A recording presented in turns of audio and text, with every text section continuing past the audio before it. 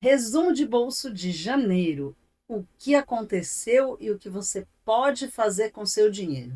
Vamos falar do Banco Master e as liquidações bancárias. Bom, você sabe que em novembro de 2025, o Banco Central decidiu fechar o Banco Master depois de descobrir problemas graves na forma como ele operava, incluindo falta de dinheiro, indícios de irregularidades, e desde então, várias instituições ligadas a esse mesmo grupo foram encerradas pelo Banco Central. Em janeiro agora, a mais recente instituição a ser fechada foi o Will Bank, um banco digital controlado pelo mesmo grupo do Banco Master. O Banco Central já não conseguia mais manter o banco funcionando e decretou a sua liquidação. Significa que ele para de operar e os ativos começam a ser vendidos para pagar os credores.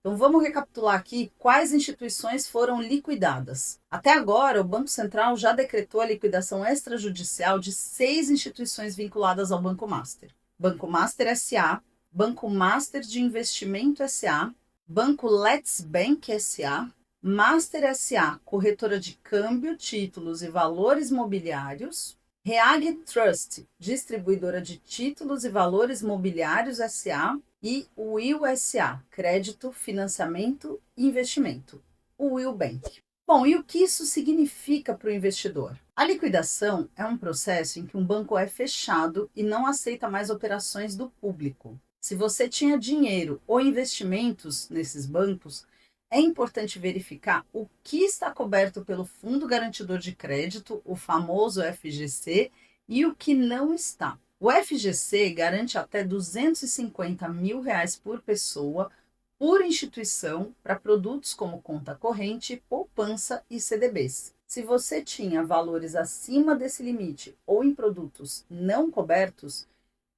aí você tem o risco de perder parte do capital ou de receber menos do que investiu.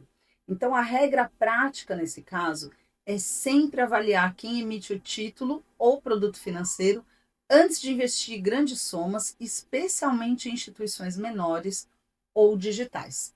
Vamos falar um pouco sobre o pagamento do FGC no caso Master, que aconteceu agora em janeiro. O Fundo Garantidor de Crédito começou a pagar as compensações a investidores que tinham depósitos e produtos elegíveis no Banco Master e no final de janeiro, cerca de 32 bilhões e meio de reais já tinham sido pagos a credores e o total que deve ser liberado está na casa dos 40 bilhões. É muito importante lembrar que o FGC ele não paga automaticamente a todos os clientes.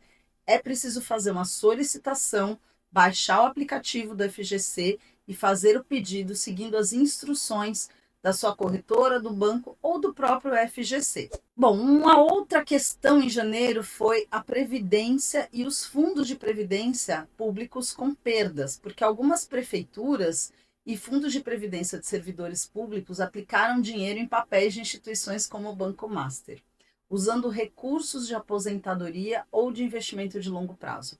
E esses títulos muitas vezes não são cobertos pelo FGC.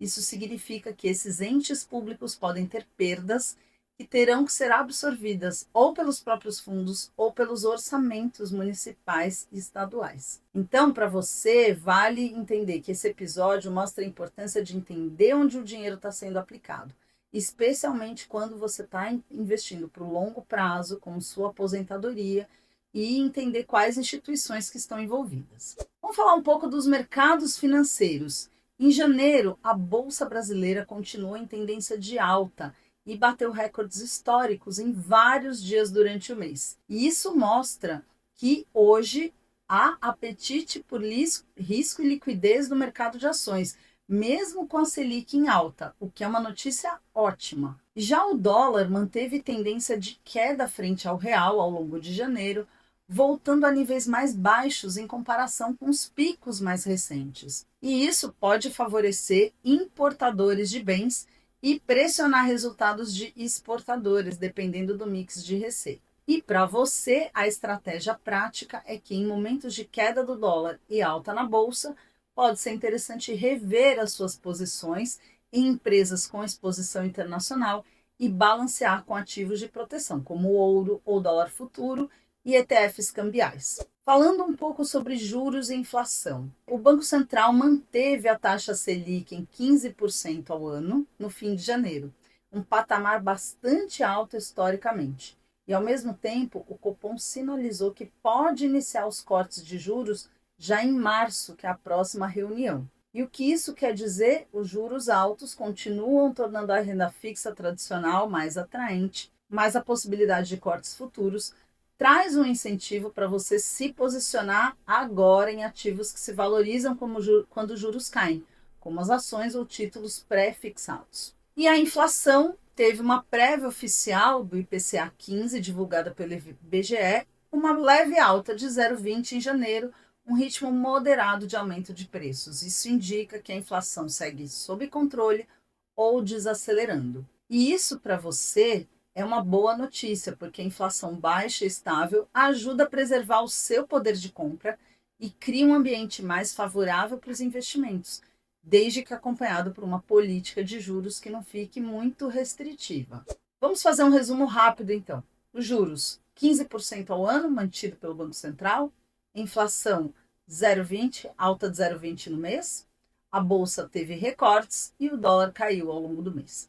E vamos ver o que fazer com todas essas informações, quais são os conselhos práticos e as ações que você, investidor, deve considerar. Primeiro, confira onde o seu dinheiro está aplicado, especialmente quando instituições menores ou digitais. Verifique os limites de cobertura do FGC antes de investir grandes quantias. Diversifique entre renda fixa, variável, câmbio e outros ativos para reduzir risco. E entenda os riscos de quem está pedindo o seu dinheiro emprestado, né? Os bancos, os fundos e os ativos que você investe. Reavalie seus prazos e a liquidez de seus investimentos com base nos juros e a inflação atuais. E lembre-se sempre de procurar uma planejadora financeira para te apoiar nas suas decisões. Continue contando comigo e até a próxima.